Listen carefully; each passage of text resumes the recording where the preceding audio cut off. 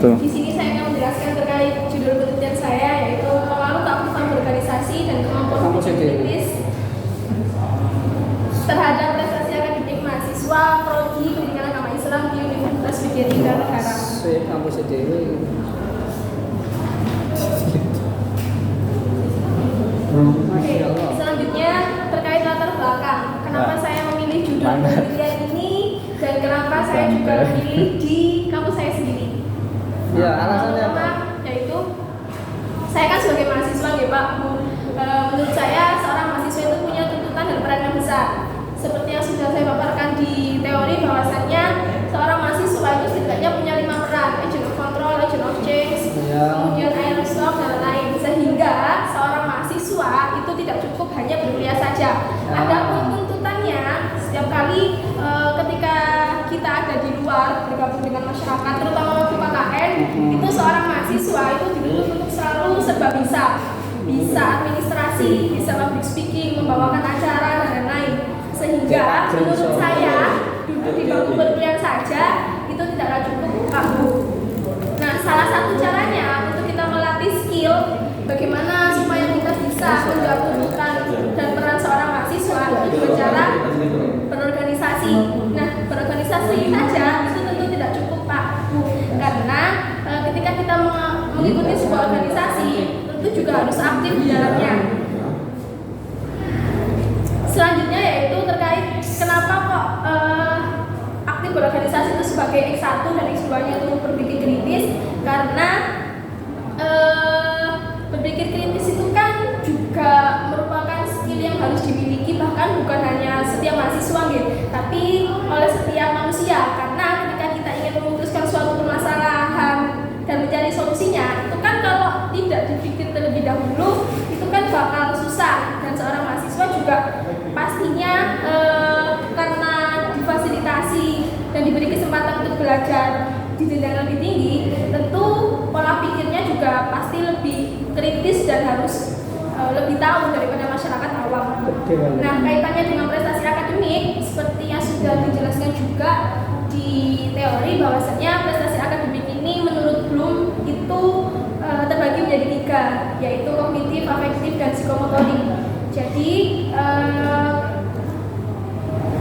Jadi kaitannya kalau berpikir kritis itu sebenarnya terkait di aspek kognitifnya.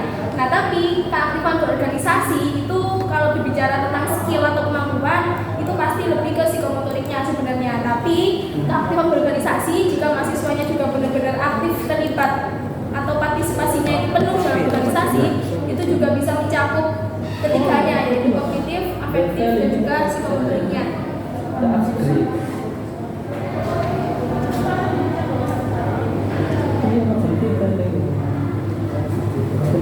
Selanjutnya terkait urusan masalah ada 3, yaitu yang pertama adalah pengaruh keaktifan berorganisasi terhadap prestasi akademik mahasiswa prodi PAI di Universitas Widya Tunggal Negara. Yang kedua, adakah pengaruh kemampuan berpikir kritis terhadap prestasi akademik mahasiswa prodi PAI di Universitas Widya Tunggal Negara. Dan yang ketiga, adakah pengaruh keaktifan berorganisasi dan kemampuan berpikir kritis terhadap prestasi akademik mahasiswa prodi PAI di luar. Oke, langsung hasil. Oke, Pak. Saya ingin tahu hasilnya. Gak usah itu pancet foto aja, ngapain foto ngomongnya. Ikis foto lagi. Terkait pengujian islamin dulu nggih Pak, karena saya memakai metode angket. Jadi sebelum angket itu menyebarkan responden, saya uji coba dulu anketnya di mahasiswa ITSNU kebetulan, karena saya juga punya relasi di sana. Jadi saya uji coba di sana dan ditemukan bahwasannya 55 instrumen atau pernyataan di angket saya itu dinyatakan valid dan reliable.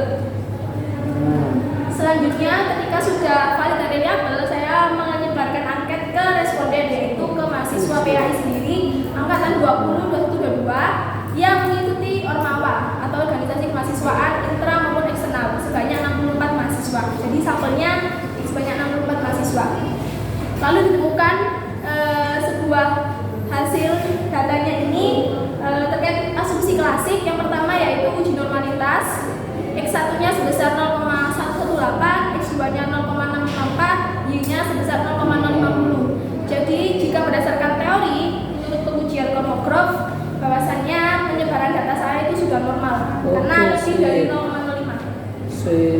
Sip, terus gini. Selanjutnya yaitu terkait heterogenestisitas, di mana berdasarkan uji SPSS 2023 versi terbaru, korelasi.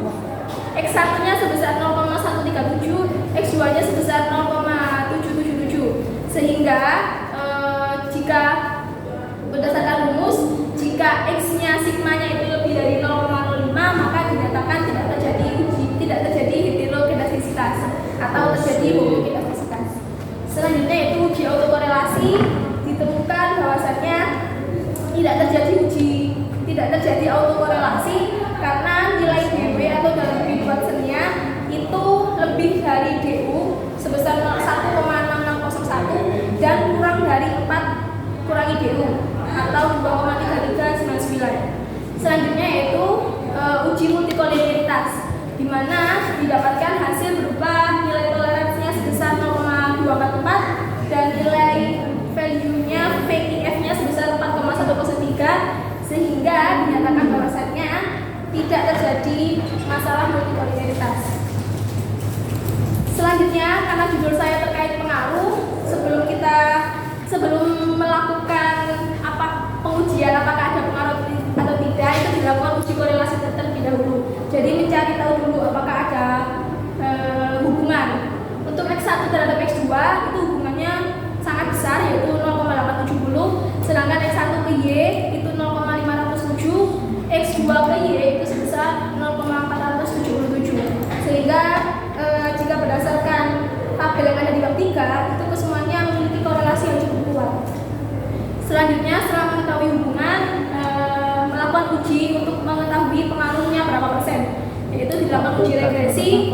Yang pertama, uji regresi sederhana X1 terhadap Y sebesar 25,7%. Kemudian uji untuk mencari pengaruh X2 terhadap Y sebesar 22,8%. Dan yang terakhir, secara simultan X1 dan X2 itu berpengaruh sebesar 26,2%. Terakhir yakni kesimpulan dan saran. Di sini saya menyimpulkan bahwasannya terdapat pengaruh yang signifikan antara variabel keaktifan berorganisasi sebagai variabel X1 terhadap prestasi akademik Y sebesar 25,7%. Artinya sisa dari itu 74,3% dipengaruhi oleh variabel lain selain keaktifan berorganisasi. Selanjutnya, terdapat pengaruh yang signifikan antara variabel kemampuan berpikir kritis atau X2-nya terhadap prestasi akademik sebesar 22,8%. Artinya 77,2% sisanya itu dipengaruhi oleh variabel lain selain kemampuan berpikir kritis. Dan terakhir, kesimpulannya yaitu terdapat pengaruh yang signifikan secara simultan atau bersama-sama antara variabel keaktifan berorganisasi dan berpikir kritis terhadap prestasi akademik sebesar 26,2%. Artinya sisanya sebesar 73,8% itu dipengaruhi oleh variabel lain di luar penelitian saya. Selanjutnya terkait saran, adapun menurut saya saran bagi mahasiswa yang mengikuti organisasi atau terlibat aktif di dalamnya itu supaya memiliki manajemen waktu yang baik, sehingga antara kuliah dan organisasi itu dapat berjalan seimbang tanpa ada yang harus dikorbankan salah satunya. Yang kedua, bagi Bapak Ibu dosen atau sivitas akademika diharapkan untuk selalu memberi ruang bagi mahasiswa agar dapat mengembangkan potensi bakat dan minatnya.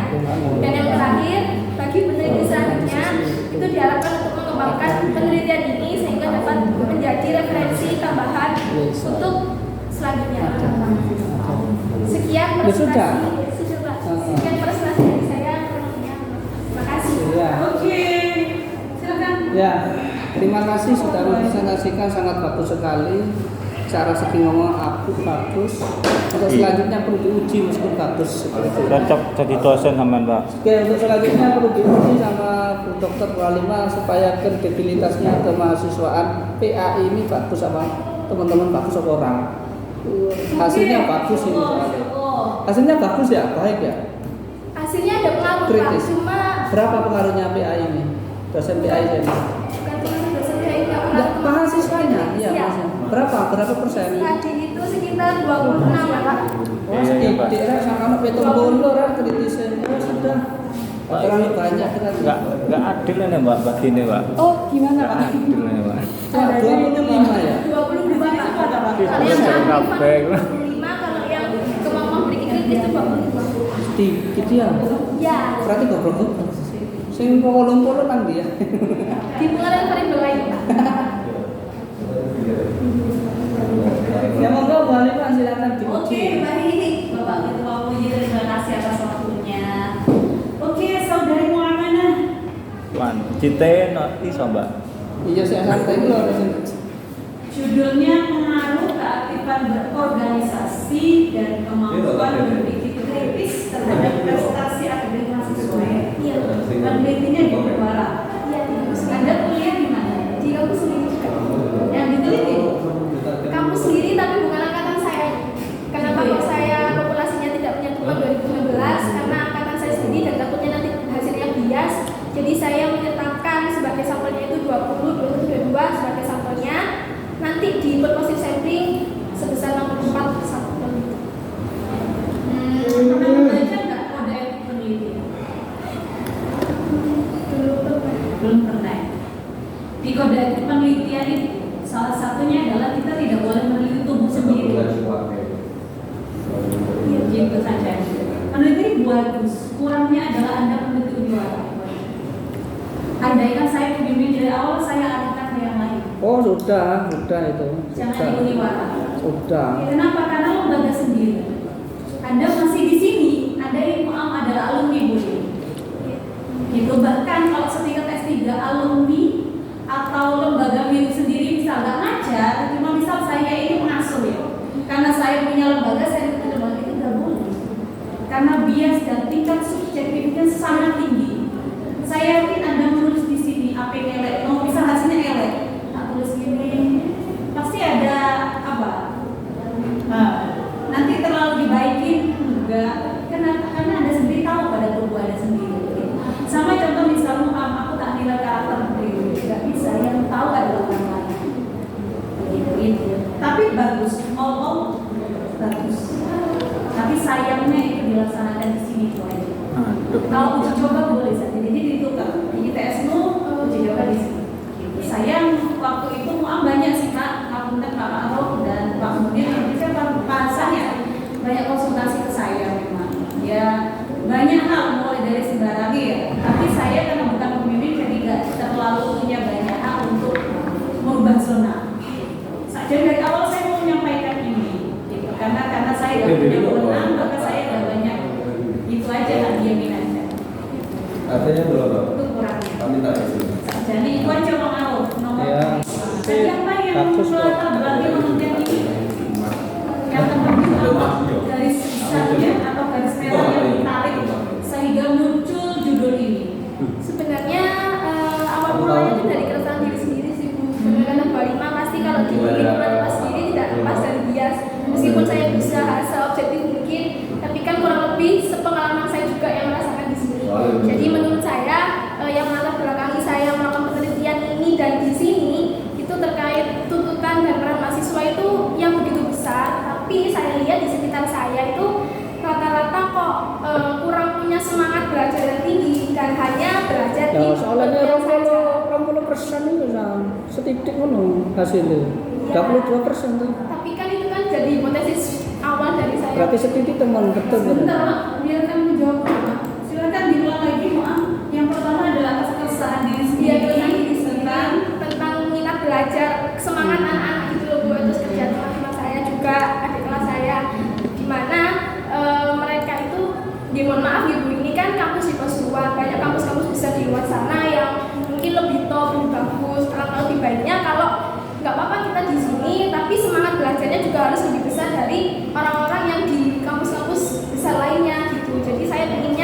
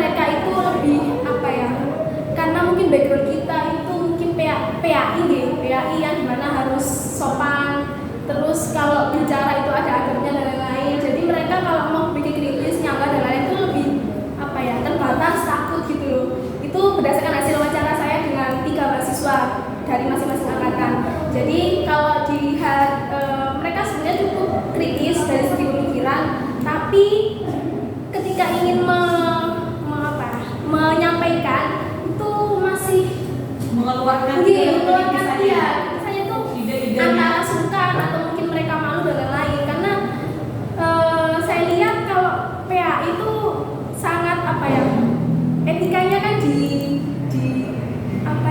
sangat dijunjung tinggi gitu loh Pak Bu. Jadi sekiranya kitanya nggak dikit tuh kayak kamu nggak sopan dan lain-lain, padahal menurut saya berpikir kritis itu sangat penting, nggak hanya untuk bukan untuk mengkritisi personal, tapi untuk menyampaikan sebatas ide saja. Terus yang keempat? Yang keempat terkait keterkaitannya dengan prestasi akademik. Kita kan mahasiswa pasti nanti setelah keluar dari sini pasti akan melamar kerja kan Pak Bu. Jadi prestasi akademik itu kalau orang-orang lihatnya itu sebatas IP.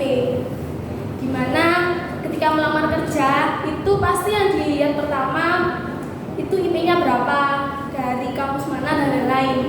Nah, padahal berdasarkan hasil wawancara saya juga kepada Bapak Mir dan Bapak Ma'ruf yang awal-awal dulu Pak bulan Desemberan itu, IP itu bukan penentu utama kesuksesan, bukan penentu utama seberapa kamu bisa sukses dan seberapa kamu bisa berhasil gitu loh. Tapi memang kalau di dunia kerja itu kan ya pasti lagi-lagi nilai yang diutamakan. Meskipun prestasi akademik itu mencakup 3 aspek ya, kognitif, afektif, psikomotorik. Kalau IP kan lebih ke kognitif, tapi tetap IP itu pasti mahasiswa itu lebih bangga kalau punya IP yang tinggi daripada skill yang banyak. Asli sayang sekali mengambil. Iki wis judulnya api, isinya api. Sing diteliti Pak Munir, Pak Makro pembimbing bisa. Pak Makro ya. Berarti yang Munir. Karena sebelumnya kan bukan saya wawancara ke Pak Ma'ruf itu waktu masih seumurnya 25. Jadi bukan Pak Ma'ruf bukan sebagai dospem. Saya sekali aku pokoknya kaprodi ini. Aduh, sembuh. Mana malu apinya ini. Oke, ini yang pertama tadi dari keempat ya. Kurang semangat belajarnya. Di poin berapa, halaman berapa Anda menjabarkan ini? Yang katanya tadi itu Anda latar belakang ini berawal dari keprihatinan diri sendiri ya, keresahan diri sendiri tentang semangat belajar adik-adik yang intinya masih banyak yang males gitu ya. Mana? Mungkin belum ada buku saya buka. Jadi Oke, saya tulis, cantumkan. Kalau B1, cantumkan. Narasikan seperti Anda menarasikan. Jadi begini, penelitian ini berawal dari keresahan saya pribadi sebagai peneliti yang sedang menempuh studi di sebutkan. Boleh, kalau sudah terjadi. Saja itu keluar dari koridor kode etik penelitian. Kalau nggak percaya nanti kalau sampai saya tahu Pak aja mengagumi sampai klik di sananya silakan dicari. Wali ada silakan dicari. Iya. Yang pertama itu, cantumkan ini keresahan diri saya sebagai mahasiswa. Kemudian nanti apa saja resah itu? Yang pertama saya resah dengan adik-adik termasuk di kelas saya misal belajar itu nggak ada yang semangat, kuliah dibuat asal-asalan misal seperti yang dirasikan tadi, lalu ditambahi dengan hasil pengamatan Anda. Contoh seperti ini, kuliah aja telat misal. Nah, dan sebagainya. Yang pertama. Keresahan kedua seperti ini tadi apa? Pentingnya organisasi. Keresahan kalau yang kedua ya bahwa saya sebagai organisatoris ya, saya sebagai aktivis saya merasa punya banyak keuntungan. Dikuatkan dengan aktivis lain yang mengatakan bahwa iya aku belajar iso ngomong dengan gini-gini dari organisasi gitu ya. Intinya apa ya? Kalau bahasa umum bilang benefit ya, keuntungan. Kalau ilmu mungkin ya kebermanfaatan, kemudian keberfungsian bahwa organisasi itu memang sangat berguna untuk saya. Jadi bahasa kerennya ya benefit memang ya, keuntungan dan keuntungan nggak selalu bersifat materi. Imaterial kan juga bisa termasuk pengetahuan, imaterial yang tidak bisa dikalkulasikan dengan angka. Tuh. Yang kedua, yang ketiga Yang ketiga ini tadi kan ini ya apa kayak berpikir kritis ya, bahwa tadi itu wawancara tadi contohkan semua itu adalah real data. Nek koyo ini contoh misal mahasiswa memiliki banyak tuntutan atau peran. Yang pertama agent of change itu kan teori ya. Gitu saya cari originalitasnya kayak itu. Makanya saya di sini latar belakangnya dulu diangkat dalam penelitian ini. Yang diangkat giliran di lapangan itu yang menjadi judul ini hadir. Ya, jadi penelitian ini berawal dari keresahan yang kata resah apa? Resah terhadap teman-teman mahasiswa yang semangat belajarnya rendah. Yang kedua, atas keberuntungan atau apa kemanfaatan karena saya pribadi sebagai aktivis organisatoris di berbagai organisasi dan saya memiliki keuntungan itu. Itu yang kedua. Yang ketiga adalah berpikir kritis tadi ya, bahwa sebenarnya di lapangan ditemukan bahwa mahasiswa ini sebenarnya banyak yang kritis. Cuma karena apa? Tersekat atau apa bahasanya apa ya terkungkung karena tadi itu adat istiadat maupun akhlak intinya, maka apa ide berpikirnya itu terbatas karena dibatasi oleh tadi itu. Salah satu adalah yang sopan santun, maka ide dan apa tadi itu supaya tidak mati maka perlu di atau dikeluarkan di organisasi. Bagus itu data itu ya. Nanti ditambahi wawancara sama pengamatan ketika diskusinya kayak ini di organisasi ya. Yang keempat adalah prestasi. Nah prestasi betul tadi harus dicantumkan IP bahwa walaupun anak-anak yang aktivis, contoh aktivis mulai semester berapa biasa aktivis tuh? Ikut IPNU semester 3 biasanya ya, 2 ya. Mulai ikut IPNU misalnya sampai contohnya ini loh gak pernah turun, cantumkan IPK-nya, buktinya gitu. Nanti lampirkan IPK di belakang untuk di latar belakang dan cantumkan angkanya saja. Semester 1 misal atas nama Wardah misalnya, Wardah ini semester sekian tidak pernah turun justru naik. Itu bukti nyata bahwa anak-anak organisatoris itu tetap prestasinya bagus walaupun dia aktif di organisasi. Begitu ya. Itu nanti dilampirkan dokumentasi. Untuk KHS-nya.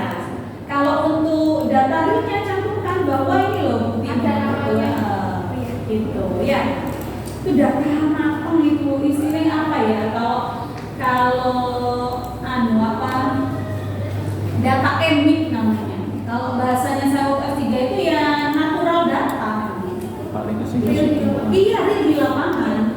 Kalau seperti ini kan teori, contohnya benar memang. Dan saya baca belum ada memang. Saya baca bahkan ini satu-satu. Sayang sekali itu. Ya. Ini yang ada wawancara terus tadi sampai mengatakan wawancara yang dibuang itu salah gitu. Wawancara diperkuat di latar belakang bagus itu. Saya wawancara ke mahasiswanya sih. Iya, itu jangan dibuang itu. Karena dulu ini gara-gara judul fokusnya sampai ke bagaimana. Iya, Jadi tapi harusnya jangan dibuang semua, itu dicantumkan di latar belakang. Begitu ya. Supaya memperkuat bahwa penelitian layak untuk dilakukan, gitu, walaupun di lembaga sendiri gitu. Karena sudah terjadi di mana ya. Dan ini nggak ada, cuma wawancara sama Pak Ma'ruf ya terkait IP, prestasi dengan Pak Mumin itu aja. Jadi kurang kuat menurut saya. Jadi data originalnya belum ada. 4 ini silahkan ditambahin nanti ya, sudah saya tahu. Oke, untuk ini fokusnya dirubah sampai kalau itu nyata kumpul ini. Beneran. Mana ada regresi ganda pakai deskriptif. Oke sama yang belum. Ada ditambah deskriptif gini namanya. Ada ini kan ada 3 ya. Maka begini rumusan ditambah deskriptif ya yang tadi wawancara dimasukkan 1. Bagaimana keaktifan organisasi mahasiswa di PAI di Universitas. 2. Bagaimana kemampuan berpikir kritis mahasiswa PAI, prodi PAI di Universitas. 3. Bagaimana prestasi akademik mahasiswa PAI di Universitas. 6. 6 2 kali pati pikir spiro ini 200 400 disertasi. Karena itu bagaimana rumusannya? IKIS 3 rumusan soal kuantitatif memang. Itu tiga ini aja yang apa kausalitas Apa biasanya sih? Pak. Ini yang korelasi aja segini datanya 200. Tak sampai. Tapi masih mau nambah ya deskriptif 3 lagi. Jelas 800. Ya. Oke, terus lagi coba di bab 2. Pantes. Bab 2 di hubungan antar variabel. Coba. Dosa. Kayak kita berarti bisa kayak ini bisa. 48 ya. Oh ini udah saya gagal. Kemudian Ya. panjang. Untuk hubungan yang pertama, X1 terhadap Y mengambil atau memakai teorinya siapa, Dok? Sylvia Sukirman. Sylvia Sukirman, buku atau jurnal itu? Coba saya tunjukin buku dan atau jurnalnya, ada nggak? Tapi itu teorinya saya pakai juga di latar belakang dan itu sebenarnya Mana itu? Sylvia Sukirman, atau lo ya? Namanya? Buku ya di bawah. kalau buku organisasinya pinjam di perpus Pak. Kalau buku yang dibelinya nama pennya. Kadang skripsi sama nama dijadikan teori, nggak iso. Namanya teori itu buku atau hasil artikel. Tapi internet. Enggak. Firman. Tapi buka bisa keluar. Saya bilang. Bagus. Enggak, buku ini buku jadul. Toko. Ayo Firman sini ya. Ini saya mau apa ya? Taruh di Soal sana. barang Aku sekolah separuh ya. Saya ada bukunya. Bisa tidak? Suwe. Organisasi wajah sarana ada. Soal saja. Ini banyak yang Cepat dong, nggak aku dulu. Terus ada cepat dong. Allah. Tapi lah tak cepat dong. Sajane Sylvia Sukirman ini hanya mengetahui aja kan untuk menambah wawasan dan pengalaman. Sebenarnya kalau di bab 2 itu Sylvia mengatakan terkait manfaatnya, benefitnya dari Manfaatnya. Iya, dari halaman 23. Nah tapi kalau saya melihat dari 10 manfaatnya itu yang matching, yang cocok sama karakter organisasi itu ya dari segi yang bawah tetap. Jadi saya itu ya. Harusnya gini, dijelaskan dulu manfaatnya itu, lalu nanti ditarik benang seperti ini di bawahnya. Gitu. Manfaatnya organisasi. Terus yang poin B atau X2 terhadap Y. Teorinya siapa ini? Munir. Sama ini apa Morin, critical thinking and intelligence analysis. Itu semacam penelitiannya kayak apa ya? Entah skripsi atau tesis gitu dari luar. Gimana bunyinya? Terkait Apa sih? critical thinking itu dalam apa? Opsi kognitif itu terkait kemampuan atau strateginya dalam memecahkan permasalahan problem diri tadi. Jadi dia mengatakan bahwasanya berpikir kritis itu menjadi salah satu senjata untuk mengatasi permasalahan. Intinya gitu. Yang ketiga yang saya sayangkan, kok cuma begitu? Iya Bu, mohon maaf saya bingung jadi Artinya ya dari keduanya. Jadi intinya misal yang satu pakai teorinya, yang dua ini pakai Munir, misal Pemure ini. Nanti di sini ditambah lagi, dibuat lagi, ditarik lagi. Ini 1 sama 2 tadi Munir sama Sylvia, ditambah satu teori yang mengatakan memang organisasi itu punya apa? Punya manfaat ke yang lain termasuk apa? Kemampuan kognitif atau menambah pengetahuan, dengan tambah pengetahuan kan menambah apa? Berpikir kita semakin kritis. Sudah saya berikan tanda tanya ini, dijelaskan pengaruh masing-masing variabel, kemudian sertakan teori. Ya, Menentukan dan terus uji cobanya di mana dulu? di TSN menentukan hasil. di TSN di TSNU berapa ya uji coba? 30. Ada organisasi juga? Iya, saya di Macam-macam organisasi. macam-macam organisasi. Jadi dari prodi DKV sama yang ada prodi PAI juga.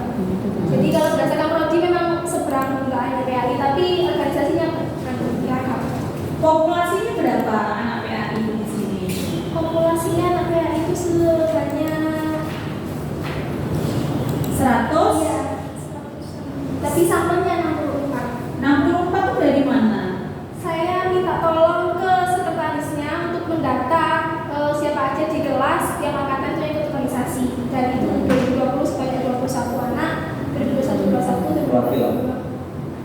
Berarti purpose samping ya, Iya. bukan random samping ya.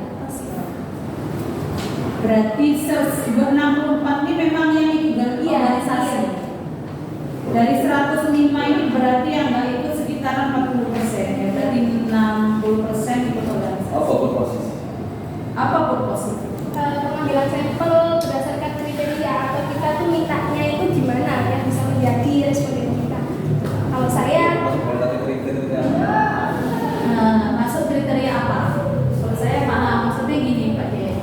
Kriteria itu coba yang mau ambil jelaskan gimana dong? maksudnya kriteria itu kan saya lihatnya dari judul nih Pak, karena judul saya itu ada kata diksi gabungan berorganisasi, lebih fair ketika saya itu memang menyantumkan atau menjadikan kriteria tersebut jadi responden saya. Jadi kalau saya melakukan kriteria itu acak kepada semua saja bisa jadi responden saya, itu nanti hasilnya kurang mewakili dari penelitian saya, ya salah sasaran.